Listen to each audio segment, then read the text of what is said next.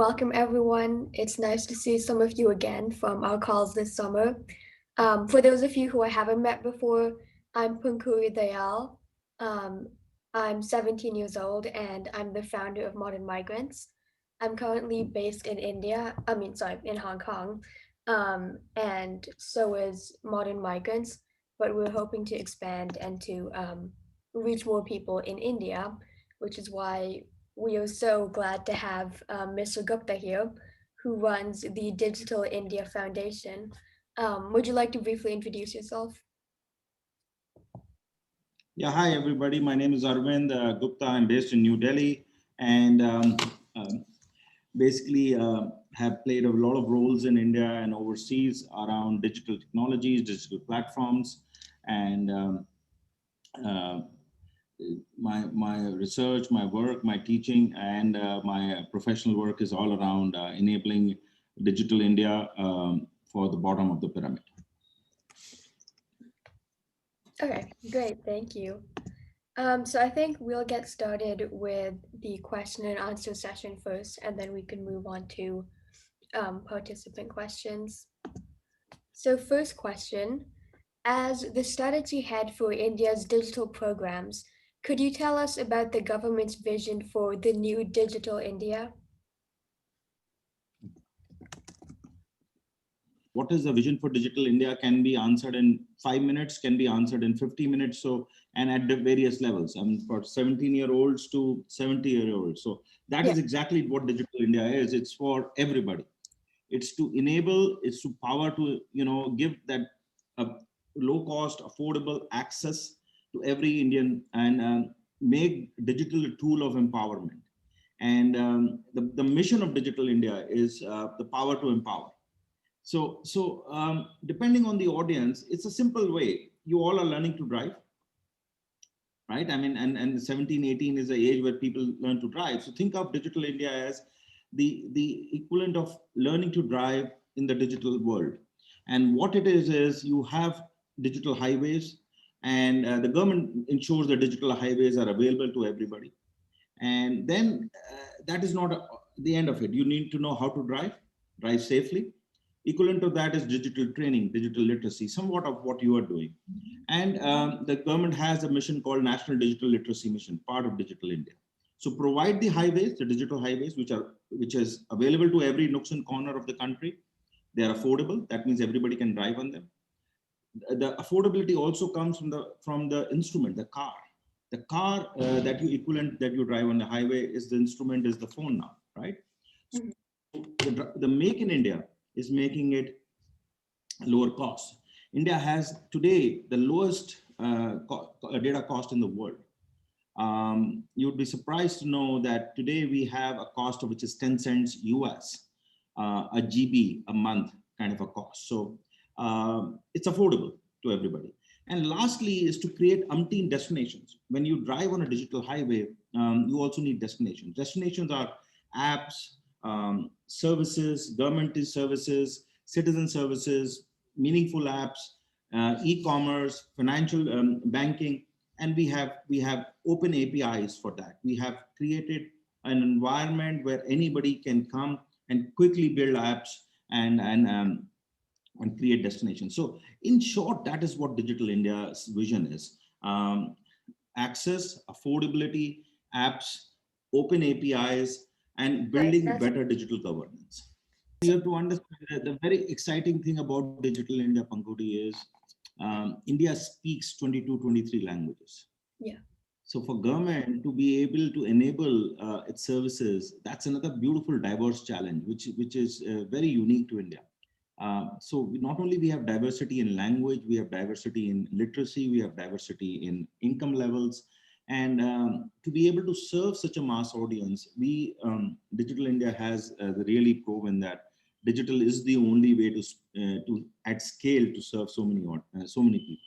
Yeah. All right, that sounds wonderful. Thank you. Yeah, I definitely agree. Okay, so second question. What digital opportunities are there for youth in India in the next decade? Now, I'm not a predictor to predict 10 years. 10 years is too long in the digital world. Right. Everybody who's tried to predict for 10 years has been proven wrong. But if you ask me for the next 2 to 3 years, as I said, India has done something very, very dramatic. We have tried to inculcate the culture of innovation and startup right from high school level to colleges to startups. We are one of the most vibrant, top three vibrant startup ecosystems in the world. For youth, this is a great opportunity. Learn while you're in college. If you strike upon a great idea, roll out a startup. And if it doesn't work, you have experience that nobody else has, and you can always go and get a job in another startup, a bigger startup, or in a corporate company. And you don't need to be a computer scientist to do a startup today. So I think the biggest opportunities Digital India brings about is indigenous platforms and startups around that. And I think that's an opportunity that the youth need to capture. The second point I want to make is that skilling is going to be a big area. India has solved for identity, which is our Aadhaar platform. We solved for money. We have done the biggest financial inclusion known to mankind. 420 plus million people opened a bank account in India over the last 5 years. Right. And 420 million is more than the population of the United States. A little bit more, about 100 million more than the population of the United States. That's the number of people who got included in the banking system. The last big mass scale thing we need to do, and that's where the great opportunities will lie, is skilling. So digital skilling. And I think that's going to be a great area of opportunity. Okay, right. That actually leads very nicely into my next question, which is what skills should the youth learn to participate in the upcoming digital workforce? Obviously, like entrepreneurship, as you said, for startups is a big one, but what are some other ones people could focus on? See, I think while the world is saying that to participate, as I said, you don't need to be a computer scientist to participate in the digital world.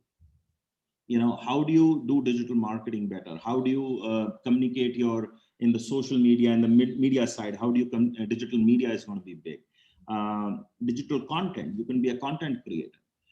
I think to participate in this digital economy, the gig economy, or whatever whether it's creative side or the platform side or social media side or creating startups as entrepreneurs, you need to grasp the opportunity. And the biggest thing you will need to have is the power to understand opportunity, the power to execute, and try to take risk and understand failure is acceptable. And as many times you fail as a young person, you become a lot more mature when you really enter the 30s and the 40s. So my message to the youth is turn to take risk at an early stage in your life. Yeah, because as anybody would tell you that as you grow older, you have families and you have more responsibilities. Your risk propensity reduces, does not become zero, but reduces. So at an early stage, you have a lot bigger chance of taking bigger risk and making it big. Okay, that sounds like a great idea. I would agree with that. So lastly, if these skilled youth were to migrate out of India, where are the global opportunities for digitalization? As I mentioned, a lot of them on this call have migrated to Hong Kong, but say if they want to move elsewhere, um, what would be the digital hubs of the world? Digital hubs of the world. Did you say that, Pankudi? Can you repeat that? Digital hubs. See, India is the biggest.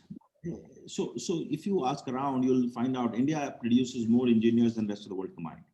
Okay. So India is the digital skills capital of the world. It can be a lot more. But where are people headed? I think other democratic countries. I think you will see a lot of migration or a lot of movement of skills. And I'm saying not, I'm using the word very carefully, not of people, but of skills. In this work from home environment, you don't need to be anywhere. You can be sitting in Hong Kong or Delhi or in Patna or in Haryana, Gurgaon, or in anywhere else and serving any other market in a time zone that you prefer to operate in. So now with this work from anywhere environment, especially in the digital world, the e-lancing has really become very big. And in that environment, I think it's quite pertinent to say where the skills will come from. And we foresee skills in India to be the skilling capital. The Prime Minister in his vision for digital India has always said this, that India should be the skilling capital, the skill provider to the world. Mhm. So, and I see again, not only purely from a digital perspective, I see a lot of green shoot countries coming up in the digital world, which could be in the Eastern European bloc, could be in Southeast Asia, Africa. Africa is going to present great opportunities, and so will Latin America. Okay.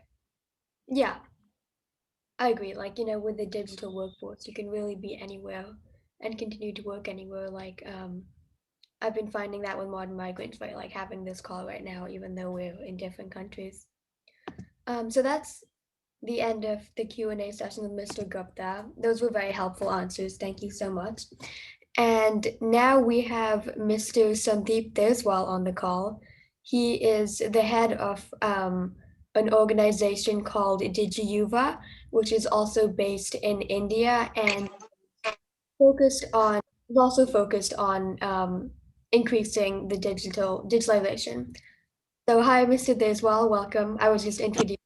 Um, would you like to briefly introduce yourself and talk about what is DigiYuva and the plans for the future of DigiYuva? Hi, yeah, this is Sandeep Deswal, and I was in the US for more than 15 years. So I came back in India around like 5 years back, and it's inspiration from my dad that you have the knowledge of the technology, and what I personally think that in future that more and more jobs are in digital world. Right. So I started at DigiYuva Foundation, that is NGO, and that basically a training in the rural areas, youth of Haryana, starting from our district where I live. Mhm. So then, like, we are teaching them digital marketing and personality development, so that the rural youth, they can train the digital world, because more and more jobs in the digital technology platform and social media marketing in near future, what I think. So now we are teaching. We already taught like a lot of around like 3 to 4 thousand youths. So now we are planning to start online teaching, and our goal is to teach around more than 1 lakh youths of Haryana. Wow. That is this marketing and personal development, so they can get a job in the cities or near future, because nowadays everyone needs social media marketing, Mhm. digital marketing. Doesn't matter a business or a politician or individual or a social worker, anybody. So we everybody needs digital marketing and social media platform. So that our NGO is giving free of cost. So that is DigiYuva, digital UA. So DigiYuva means is a digital UA, so Mhm. that we can them online digital platform. So we also like giving some of the youths very talented in writing, singing, editing, videography, and graphic designing. So we are also teaching them. Yeah. Absolutely, absolutely. And you plan to continue that and you plan to like expand. Do you plan to expand to like other parts of India or what would the like future of DigiYuva look like? Yeah we started this, and the current government, BJP government, I'm also a leader of the BJP and handling the social media of Haryana BJP, Mhm. because they see my skills and our company's skill, that we are giving free of cost and a very good platform. So they gave me this opportunity to help the party as well. So I requested the government as well that we can start, if I am getting help. Of course, everybody have their own limits for the money and the manpower. Yeah. So yeah, what before my company was helping, but now I'm looking like people, some wealthy people or some corporates or some politicians, they come, they can help us, then we can spread across India as well. Now our goal is to starting from Jhajjar district, Haryana, and then going online, because masses we can teach them online, but online. It's to make a center and then teach, masses. Because before we opened 4 centers in rural areas, and we told like 3,000-4,000 youths. But of course, it's costlier and it's tough to. So we are planning to start maybe next month online, and it's spreading in Haryana. And then of course, if we are getting help, so then we will spread across India. And I'm personally impressed with the Modi's digital, India dream. So that's why, we came back to India, and then I surrendered my green card, and, inspiration from Modi and my dad. He's a social worker. He's a very renowned social worker of Haryana, retired professor. And his dream was that, I am helping people last 30 years doing social work. We don't have that skill to give a,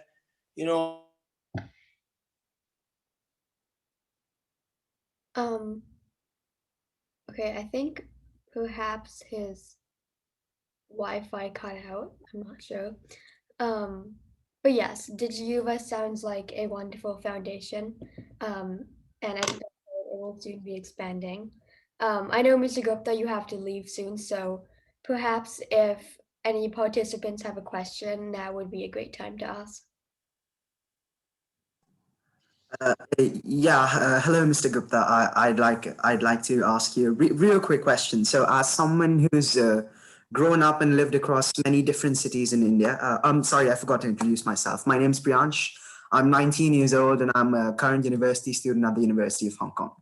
So, as someone who's been born and brought up in India, like seeing the contrast as to where India is digitally from the last 10 years to today, it's a gigantic difference to say the least. So of all the digital transformation that has occurred over the past 10 years, which one would you consider in your opinion to be the most significant?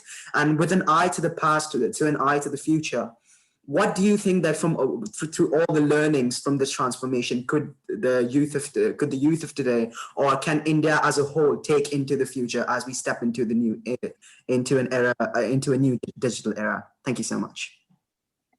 So Priyansh, a good question. You have to understand, we are on a Zoom call. It's a platform today. Zoom will start doing new things. If I ask you a question, and I'm a professor, okay? And I ask a lot of questions. If I ask you a question, which are the top platforms in the world? Who would you name?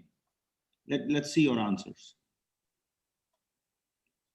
So off the top of my head, it's probably going to be the big social media networking platforms like Facebook, Twitter, maybe some micro messaging platforms like WhatsApp and Instagram. Those would be probably the first 4 answers off the top of my head. So I'll give you the answer. You said some of them right. I mean, you will have Facebook, which owns Instagram and WhatsApp. Then you will have Amazon, you will have Apple, you will have Google, you'll have Microsoft, right? 5 big ones from the US. You will have 4 big ones from the Chinese Silicon Valley, Shenzhen Valley, quite close to where you live. Alibaba, Tencent, Baidu, and ByteDance. These are 9 platforms which all have billion users. You will not know, and you need to know that India has the 10th platform, which also has a billion users. It's called India Stack or the Aadhaar Stack. And this is the platform which is not, all these 9 platforms are actually owned by private people. India is the only platform in the world, as I use the word indigenous, totally made in India and not owned by private people. We are creating and solving the problems of India. And it's a platform owned by the public. It's the only platform which has a billion users amongst the 10 platforms in the world, which is owned by the people and not by one or a couple of individuals. And that's the future, because we prevent monopolies, we solve societal problems. Can Facebook or Google reach to the unconnected? No. With Aadhaar, I can reach to the unconnected. Unconnected means people who still don't have digital connection. With Aadhaar, which is our identity platform, I can actually enable the senior citizens to avail of their pension directly into their bank accounts using their biometrics. That's the password. So that's the big difference. When you ask what India has done, that's a big difference. We have built a platform of our own. In India, you can do payments using part of India's stack called UPI. at a click of a just a mobile phone. It's free. And the wonder of it is it works without the internet also, *99#. So I think a long answer to your short question, but a very intellectual question.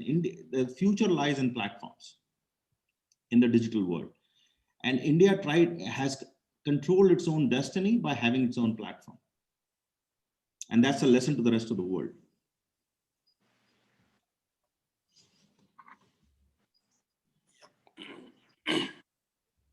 We also have a question in the chat. It says, "Hi, Mr. Gupta. Thanks for sharing your thoughts today. I have a question about the central government's views with regards to digital currencies. I understand the focus of this discussion is more towards the wave of digitization among the youth in India, which is why I thought about digital currencies and how they could be adopted in a country with over 1 billion people." Right. And that's a question from Yashasvi, right? Hi, yes, thank you. Yashasvi, that's a good question. Digital currencies, I think one needs to define what are national digital currencies. Yes. Digitization of the currency is already happening, which is UPI, means more Yes, transactions. Yeah. Digital currencies are crypto-based, Bitcoin, or blockchain-based currencies. Countries can have them, and we have to. So three different distinctions: digitization of the currencies, which is like UPI; two, having national digital currencies, which China is proposing; and then three, having and then the talk about Bitcoins and Ethers and free tones and things like that. I'm not going to get into the third piece because that's highly speculative. And I have been on the forefront of saying, even though Bitcoin is breaking all the records, and that's where I said I will go wrong in that prediction always, because I believe the fundamental value of these cryptocurrencies is zero because they're not backed by real assets. But having said that, coming to the second part, which is what I understand the intent of your question is, national digital currencies have a future if they're backed by the countries, by the sovereigns. And instead of just a fiat currency, you can have a national digital currency, easy to transact. But for that, you need a platform where everybody can do it. So I think, countries which are small or highly digitized, either or would probably be able to do that. In a country like India, I don't see a national digital currency where we're still struggling with everybody moving to a digital payment platform happening. I see. Okay, thank you so much. Thank you for your wonderful answers, Mr. Gupta. I know you have to go, so that's all the time we have for today. Thank you, Mr. Gupta and Mr. Dey as well for being here so much again. It was wonderful to hear about your platforms and your ideas for the youth of India. For participants who are here today, I will be sharing more details about DigiYuva's programs and the website for Digital India Foundation if you guys would like to look at it further. But thank you all so much for being here. Thank you. Bye-bye. Thank you for hosting. Thank you.